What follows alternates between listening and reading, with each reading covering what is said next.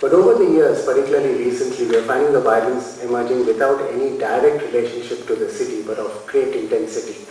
Like Dr. Raj, the kind of violence that occurred after Dr. Rajkumar died, or even the Kaveri issue, which is not technically a city issue, throws up much greater violence and other thing, and very extreme forms of violence.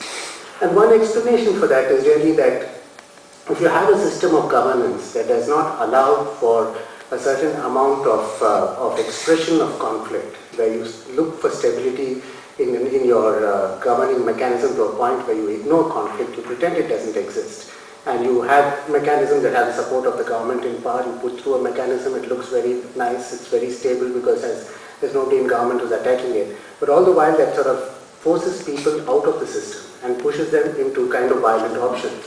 So if you look at it in those terms, the question that comes up is whether this report, the main thrust of this report, that is to have the mayor as the central part of it, would help or hinder this process. A directly elected mayor, of course, the theme suggests a kind of sole spokesman or a sole spokesperson for the city. And that comes into conflict with several elements within the city. The most important of it is to speak for a group that is not very popular, are the elected MPs and MLAs. The fact of the matter is that today MLAs from Bangalore account for 12% of the assembly. The process of policy formation within the state government is such that bulk of them are going to be sidelined in terms of deciding what overall policy for the city is going to be.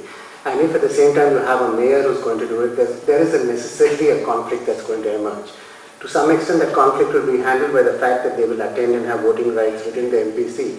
But the fact of the matter is that if that conflict is not addressed meaningfully within the governance mechanism, it will spill out onto the streets. It's happened before in Bangalore and can happen again.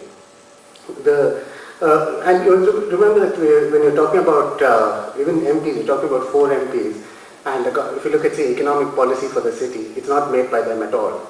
It's no single policy is made by the MP elected members of this region directly by them. So and now if you take them out completely, on what basis will they go back for re-election to the same people? So if you end up trying to isolate them completely, they are going to react, and if you take that reaction out of governance mechanisms, you're only going to force that reaction onto the streets, and we have all at some time or the other had to pay a price for that. At the same time, there's also potential for conflict outside the elected representatives, outside system of elected representatives. There is the whole issue of different, we tend to go by the dominant industry at a point of time and pretend the city consists primarily of that. While the dominant industry is dominant and therefore the most important, it is not the only industry. The largest example to be given typically is you take garments. It has not entered, the garment industry has had a very small role to play in the discussions about Bangalore over the last 15-20 years. And yet if you were to look at the single largest employer in Bangalore, it comes from the garment industry and not any other industry. So we're really looking at a pattern where you're forcing conflicts onto the streets. And one way of reducing that would be to actually have a bigger role for councillors, where they actually play a role in the government. And that role, the argument against that would normally be that it leads to dissipation of energy, it doesn't lead to a clear pattern.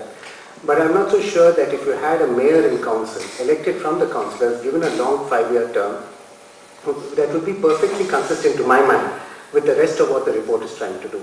It does not really contradict the structure of the report, it does not contradict the basic functioning of it.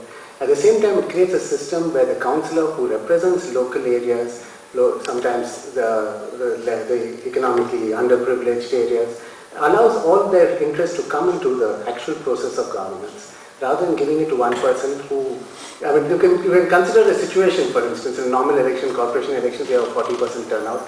Out of that 40%, if you have 5 candidates for a mayor, which is a possibility, you could easily end up with somebody getting 10% of that vote, becoming of the city's support, becoming the mayor, and then you give him complete powers, to give him or her complete powers, without any sense of relating to issues that are happening around the city, without any forms of, there are any meaningful checks and balances, particularly since there is a part in the report which says that when there's a conflict between the council and the mayor should override the council. So when you look at the report, while the basic thrust of it It certainly is a movement in the right direction, looking for certain centralized authorities, looking for centralized sort of single responsibility. I'm not so sure that all those requirements, all those sort of objectives require a directly elected mayor. All those objectives can also be achieved by mayor and council, and it's likely to be a system that would be more sensitive. I have one